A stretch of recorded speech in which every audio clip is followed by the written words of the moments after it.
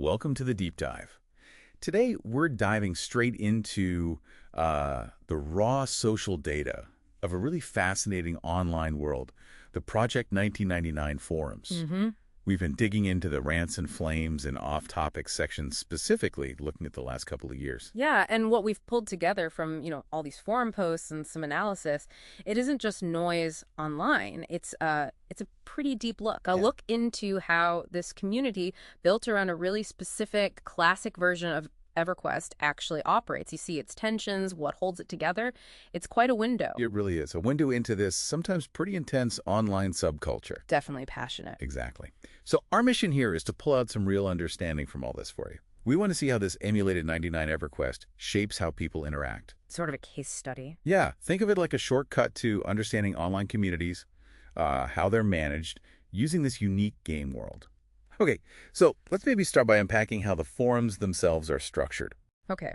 Well, what's immediately obvious is how the structure seems deliberately designed to manage the community's interactions. You see this clear separation. There's a general rants and flames, then a server-specific one, red rants and flames, that's for the PvP server. Player versus player one. Yeah, that one. And then the more general off-topic areas. And these are all filed under general community and red community headings. So it's like they've built these digital containment zones for different kinds of talk. Pretty much. The idea seems to be that the specific complaints, the conflicts from that intense red server, mostly stay within their own Red Rants and Flames forum. And that forum was huge in the sources, wasn't it? Something 422 pages of threads. Yeah. Wow. That volume alone really says something about the activity level and probably the intensity on that. Yeah, absolutely. At that sheer volume, it's not just high activity. It's a real indicator of the often adversarial social fabric that open PvP creates. Yeah. It suggests a community where conflict isn't just, present, but it's almost expected. It's aired publicly. It reflects a core part of that server's identity. And this compartmentalization, is that a common thing? Yeah, it's a pretty well-established technique in online community moderation. By creating these separate spaces, they're likely trying to keep, say, red server disputes from boiling over and overwhelming the whole community. Lets them sort of manage their own mess to an extent. Exactly. Allows different segments to kind of self-regulate their internal dynamics. Okay, and navigating these forums, getting around that sounds pretty standard. Yeah, seems quite intuitive. They have all the usual sorting options, by thread title, last post date, start date, replies, views, who started it, even a rating system. Ascending, descending, the usual. Right, and you can filter by time, too, if you're looking for older stuff. But it's the rules, the explicitly stated rules that really tell a story. Ah, yes. The thou shalt nots. Precisely. This gets into the community's values, stated and maybe unstated, too. The announcements, the sticky threads at the top, they clearly spell out what's okay and what's not. Hey. Well, they explicitly ban sharing any real-life personal info, excessive negativity aimed at the server itself or the admins, any kind of real money trading, RMT. Standard MMO stuff. Mostly. And of course, no graphic content, spam, or hate speech, racism, that kind of thing. But interestingly, swearing is allowed, within threads anyway. Huh. Okay. So it's controlled, but with some leeway for, let's say, colorful expression. You could put it that way. Rants and Flames is specifically for rants, even some trolling within those rules, obviously. Right. And off-topic is for, everything else not game-related. And they mean business with enforcement. Seems so. They state they don't allow accounts that are just there to troll. And if you get banned on the forums and try to sneak back with a new account, they'll ban your actual game characters, too. Ouch. Linking forum behavior to in-game consequences. That's quite a deterrent. It is. And what's really insightful here, I think, is this idea you mentioned earlier, control chaos. Right. By having these Rants and Flames forums as the designated spot for conflict and strong opinions, the admins have basically made a managed space for negativity. A pressure release valve. Exactly. It lets people blow off steam in a way that ideally stops it from poisoning the well elsewhere on the forums. And going back to that red server forum, 422 pages suggest that Valve is working overtime. Yeah. It really shows how that no-holds-barred PvP environment just fuels intense interactions that spill right out of the game and onto the forums. Like the competitive spirit just carries over into how they talk online. Precisely. So now maybe we should look at the types of conflict that pop up and what they tell us about the community's values. Yeah. One really firm line they draw seems to be around political discussion. Oh, absolutely. A strict ban. Across the board, forums, Discord, even in the game itself. And the reason given is, Because, in their words, it tends to become too vitriolic. They apparently even shut down a general joke time thread because it kept turning political. wow, even jokes aren't safe if they stray into politics. What's interesting is the distinction they seem to make. Different kinds of vitriol. How so? Well, game-related antagonism, even pretty harsh stuff in Rants and Flames, seems tolerated, within limits. But political vitriol is seen as uniquely destructive. Like a different category of bad. Yeah. Posing a real threat to the community's purpose, its cohesion, it feels less about just avoiding arguments and more like community self-preservation. And this gets actively enforced, you mentioned, with some controversy. Right. Our sources had conflicting accounts about bans connected to that joke time thread closure.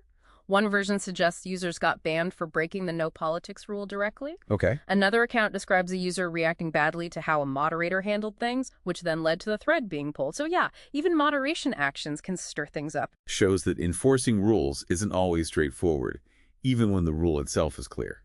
Exactly. And, when we look at the in-game friction that bubbles up onto the forums, we see similar kinds of tensions playing out. Loot etiquette is a big one. Ah, the eternal struggle over digital treasure. Heh, yeah. It sounds like the game's built-in auto-split feature for loot is seen as unreliable. And that traditional need versus greed system where you declare if you need an item for your class or just want it, apparently, that's rare outside of close friends or guilds. Really? So how do they handle loot in random groups? Seems it's more common to just take turns looting or maybe roll virtual dice to decide who gets something, with maybe an exception for true noobs, as one source put it. But you need to sort that out beforehand, right? Otherwise, you get what the source called silent resentment, which makes sense. You need explicit communication, especially, apparently, when players are often managing multiple characters, alts. Right. Juggling different characters adds another layer. It really highlights how the game design, or maybe lack of certain features, plus the community norms, puts a big social burden on players. No robust auto loot means you have to talk, negotiate. Which naturally opens the door for arguments. Exactly. More potential for misunderstandings, conflict. And then you've got the other usual suspects in online gaming drama. Oh, yeah. Accusations of cheating. There was a thread titled, "Who is cheating these days?" And worries about the server's health, like that thread. Why is the blue population so low?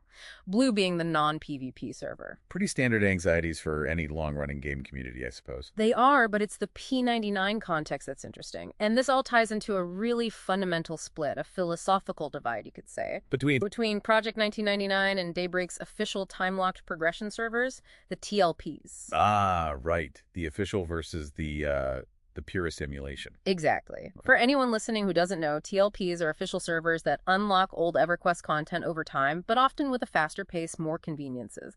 P99 is deliberately slow, hard. And the P99 crowd really embraces that difficulty, don't they? It's part of the identity. Hugely. That classic, tough, socially interdependent experience is what they're preserving. Their one-box policy is key here. Meaning only one character online at a time per person. Right. No playing multiple characters simultaneously like you often see on TLPs. The idea is this forces you to group up, forces social interaction, makes you invest in one character. They see multi-boxing as hurting the community feel, making it too easy to go solo. That seems to be the view, that it makes people too busy to chat, less reliant on others. P99 rejects a lot of the quality of life improvements from later EQ versions and TLPs. Things like easier travel, maybe different death penalties, maps. All of that. Different XP rates, no hell levels perhaps, raid instances instead of open world competition, easier corpse runs, different spell availability, textures. It's a long list. They see sticking to the original 1999 era mechanics, warts and all, as core. So it creates this real classic versus modern tension within the wider EQ fanbase.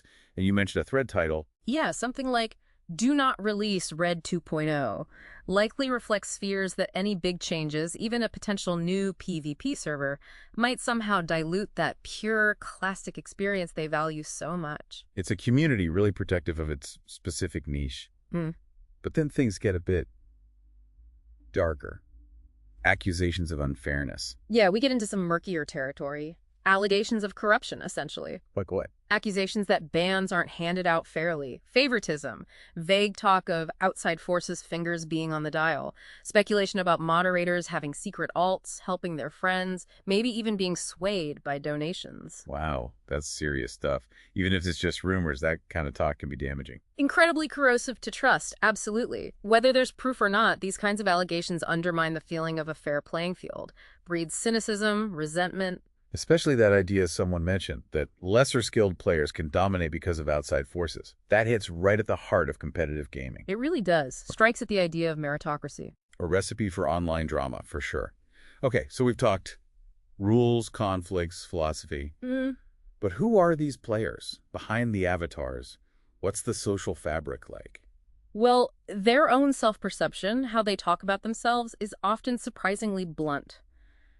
And darkly funny sometimes. Like that quote you found about addicts and elf sims. Yeah, referring to themselves as meth, and opioid addicts and elf sim players. It's stark, very self-deprecating. But hints at something deeper. Escapism. Possibly. Maybe grappling with feelings the source mentioned, like spiritual vacuum, isolation, atomization in the outside world. It's quite a statement. Heavy stuff, but revealing. And what about how they see different player types? Well, you see these self-identified archetypes pop up in discussions, like people calling themselves the wise old man or the innocent child.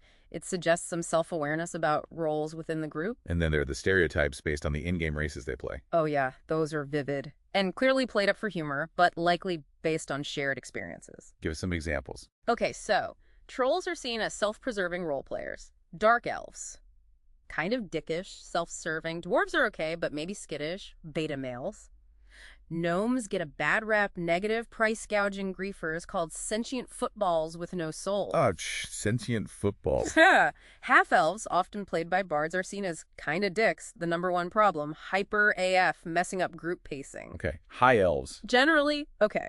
Often female characters, helpful buffers, relaxing presence. Humans, just untrustworthy, flat out. Humans untrustworthy. Okay. Ogres.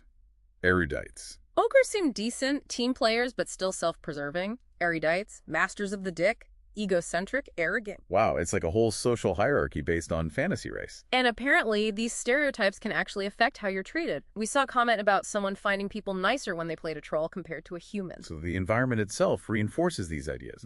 People act based on the stereotype or react to it. Seems that way. That environmental reinforcement is powerful, and it all loops back to that one-box policy again. How so? Because it forces grouping, it creates this baseline social interdependence. You often need other people. Can't just solo your way through everything easily. Right. So this forced social interaction encourages community building, but like we saw with loot and other things, it also ramps up the potential for friction, a real double-edged sword. And within that forced social environment, smaller groups form. Yeah. Cliques, guilds. Exactly. That need versus greed loot system, for example, seems mostly used within guilds or among close friends. Shows how these tighter bonds create different internal norms. So guilds are the main social hubs. Definitely look like the primary social structures. They even have their own guild discussion forums. Fosters internal unity, strong bonds. But maybe it leads to rivalry between guilds? Oh, inevitably. Some external factionalism. The fact the forum rules explicitly allow rants against a player or guild tells you a lot about those dynamics. So guilds are sources of cooperation and conflict. Precisely. We even saw a mention of a specific leveling guild, Ye Olde Hearth, so they cater to different needs too. Okay, so it's definitely not all conflict and rule lawyering. There must be, positive stuff holding it together, community glue. Absolutely. A huge part of that is their specialized language, their own lexicon. Like jargon and acronyms? Yeah, loads of it. Some are standard MMO terms like OM for out of mana, low M for low on mana, but also P99 specific ones or terms where the meaning evolved, like FTE, first to engage. And more colorful stuff, too. Oh, yeah. Humorous, sometimes crude slang. POS for piece of shit. KSU for kill stealer. AFKJO, away from keyboard just once. WNM, what's new, man? Things like that. AFKJO. Okay. And even playful redefinitions, like OM, sometimes jokingly meaning marijuana, or LFG, looking for group, becoming looking for ganja. So this language is like an identity marker. Very much so. It's a strong sign of being an insider. If you get the lingo, you belong. It reinforces those social bonds. Sounds like you need a dictionary sometimes.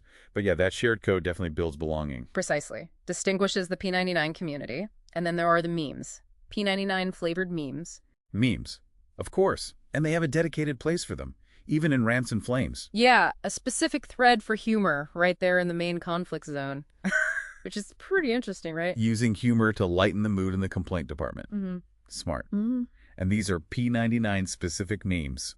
Often deeply specific, yeah. Referencing community figures, inside jokes, past dramas, even game bugs. We saw mentions of Cluin's recent dishonor, Guard Dayblaze and Fog, Tepler, someone named Scarlorn dodging bans, double XP weekends. Things only a P99 player would likely get. Exactly. So the memes act like social commentary, a way to process drama collectively, remember shared history, strengthen that in-group feeling, often with a playful, maybe slightly rebellious vibe. Humorous complaining almost. Kind of, yeah, playful deviance. And don't forget the general jokes thread, too. Right. What was the vibe there? Seemed like a lot of adult humor, satire, wordplay, and even the jokes are often framed by that shared gaming context. People's forum signatures list their characters, reinforcing that common ground. Everything circles back to the game and the community experience.